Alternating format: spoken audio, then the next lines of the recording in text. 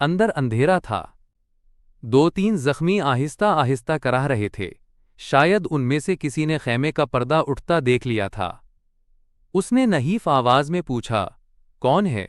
لڑکی نے منہ سے شی کی لمبی آواز نکالی اور سرگوشی میں پوچھا، رابن کہاں ہے؟ اسے جواب ملا، ادھر سے تیسرا۔ لڑکی نے تیسرے آدمی کے پاؤں ہلائے تو آواز آئی، کون ہے؟ لڑکی نے جواب دیا، موبی۔ رابن آٹھ بیٹھا، ہاتھ لمبا کر کے لڑکی کو بازو سے پکڑا اور اسے اپنے بستر میں گھسیٹ لیا۔ اسے اپنے پاس لٹا کر اوپر کمبل ڈال دیا، بولات سنتری نہ آ جائے، میرے ساتھ لگی رہو۔ اس نے لڑکی کو اپنے ساتھ لگا لیا اور کہا، میں اس اتفاق پر حیران ہو رہا ہوں کہ ہماری ملاقات ہو گئی ہے۔ یہ ایک معجزہ ہے جس سے ظاہر ہوتا ہے کہ خدا یسوع مسیح کو ہماری کامیابی منظور ہے۔ ہم نے بہت گہری شکست کھائی ہے، لیکن یہ سب دھوکہ تھا۔ یہ وہی زخمی قیدی تھا جو دوسروں سے الگ تھلگ اور چہرے مہرے اور جسے سے معمولی سپاہی نہیں بلکہ عالیز رتبے کا لگتا تھا۔ صلاح الدین ایوبی نے بھی کہا تھا کہ یہ کوئی معمولی سپاہی نہیں، یاس پر نظر رکھنا، علی بن سفیان اس سے تفتیش اور تحقیقات کرے گا۔ تم کتنے کچھ زخمی ہو؟ لڑکی نے اس سے پوچھا، کوئی ہڈی تو نہیں ٹوٹی ہے؟ میں بالکل ٹھیک ہوں، رابن نے جواب دیا، خراش تک نہیں آئی۔ انہیں بتایا ہے کہ اندر کی چوٹیں ہیں اور سینے کے اندر شدید درد ہے، لیکن میں بالکل تندرست ہوں۔ پھر یہاں کیوں آ گئے؟ لڑکی نے پوچھا۔ میں نے بہت کوشش کی کہ مصر میں داخل ہو جاؤں اور سوڈانی لشکر تک پہنچ سکوں، لیکن ہر طرف اسلامی فوج پھیلی ہوئی ہے، کوئی راستہ نہیں ملا۔ ان 5 زخمیوں کو اکٹھا کیا اور ان کے ساتھ زخمی بن کر یہاں آ گیا۔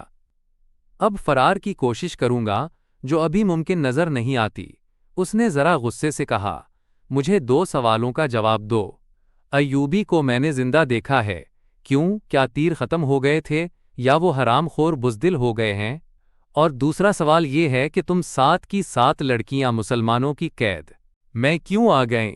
کیا وہ 5 مر گئے ہیں یا بھاگ گئے ہیں؟ وہ زندہ ہیں، روبن۔ موبی نے کہا، تم کہتے ہو کہ خدائے بیسو مسیح کو ہماری کامیابی منظور ہے، لیکن میں کہتی ہوں کہ ہمارا خدا ہمیں کسی گناہ کی سزا دے رہا ہے۔ صلاح الدین اس لیے زندہ ہے کہ تیر اس کے پاؤں کے درمیان ریت میں لگا تھا۔ کیا تیر کسی لڑکی نے چلایا تھا؟ روبن نے پوچھا۔ کرسٹوفر کہاں تھا؟ اسی نے چلایا تھا، مگر کرسٹوفر کا تیر خطا گیا ہے۔ رابن نے حیرت سے تڑپ کر پوچھا، وہ کرسٹوفر جس کی تیر اندازی نے شاہ آگسٹس کو حیران کر دیا اور اس کی ذاتی تلوار انعام میں لی تھی، یہاں آ کر اس کا نشانہ اتنا چوک گیا کہ 6 فٹ لمبا اور 3 فٹ چوڑا صلاح الدین اس کے تیر سے بچ گیا۔ بدبخت کے ہاتھ ڈر سے کانپ گئے ہوں گے۔ فاصلہ زیادہ تھا، موبی نے کہا، اور کرسٹوفر کہتا تھا کہ تیر کمان سے نکلنے ہی لگا تھا کہ کھلی ہوئی آنکھ میں مچھر پڑ گیا۔ اسی حالت میں اس کا تیز نکل گیا۔ پھر کیا ہوا؟ علامت واوین۔ جو ہونا چاہیے تھا، موبی نے کہا۔ صلاح الدین ساحل پر گیا تھا تو اس کے ساتھ 3 کمانڈر تھے اور 4 محافظوں کا دستہ تھا۔ وہ ہر طرف پھیل گئے۔ یہ تو ہماری خوش قسمتی تھی کہ علاقہ چٹانی تھا۔ کرسٹوفر بچ کے نکل آیا، اور پھر ہمیں اتنا وقت مل گیا کہ ترکش اور کمان ریت میں دبا کر اوپر اونٹ بٹھا دیا۔ سپاہی آ گئے تو کرسٹوفر نے انہیں بتایا کہ وہ 5 مراکش کے تاجر ہیں اور یہ لڑکیاں سمندر سے نکل کر ہماری پناہ میں آئی ہیں۔ مسلمان سپاہیوں نے ہمارے سامان کی تلاشی لی، انہیں تجارتی سامان کے سوا کچھ بھی نہ ملا۔ وہ ہم سب کو سلطان ایوبی کے سامنے لے گئے۔ ہم نے یہ ظاہر کیا کہ ہم سسلی کی زبان کے سوا اور کوئی زبان نہیں جانتی۔ کرسٹوفر نے ایوبی سے کہا کہ وہ ہماری زبان جانتا ہے۔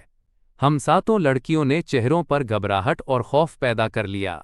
موبی نے رابن کو وہ ساری باتیں سنائیں جو سلطان ایوبی کے ساتھ ہوئی تھیں۔ یہ 7 لڑکیاں اور 5 آدمی جو مراکشی تاجروں کے بھیس میں تھے، حملے سے 2 روز پہلے ساحل پر اتارے گئے تھے۔ 5 آدمی صلیبیوں کے تجربہ کار جاسوس اور کمانڈو تھے، اور لڑکیاں بھی جاسوس تھیں۔ جاسوسی کے علاوہ ان کے ذمے یہ کام بھی تھا کہ مسلمان سالاروں کو اپنے جال میں پھانسیں۔ وہ خوبصورت تو تھیں ہی، انہیں جاسوسی اور ذہنوں کی تخریب کاری کی خاص ٹریننگ دی گئی تھی۔ اس ٹریننگ میں اداکاری خاص طور پر شامل تھی۔